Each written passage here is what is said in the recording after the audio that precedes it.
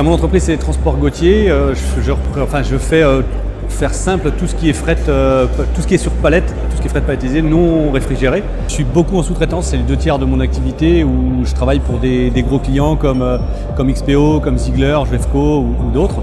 On a 48 chauffeurs aujourd'hui sur 2 sociétés, une sur la location, une sur le transport. Et puis on a des SMIC-Ogles sur les 2 activités, en fourgon ou en top-liner.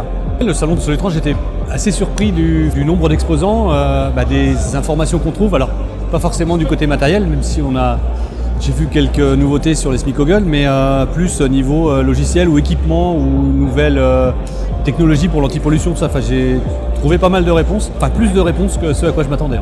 On est un petit peu sur l'arrière-garde pour l'instant parce que j'ai que des véhicules diesel. Par contre, ça fait longtemps qu'on est sur la configuration optimisée des véhicules avec de l'aérodynamisme, des pneus basse conso.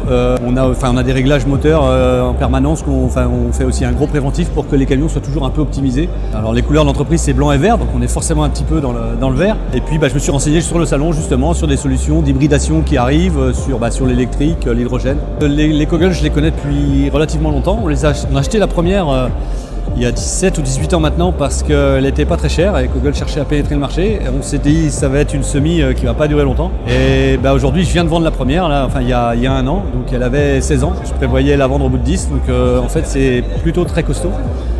C'est très polyvalent au niveau des réparations, c'est plus facile à réparer qu'une autre semi. Je suis très content du produit Kogel en général.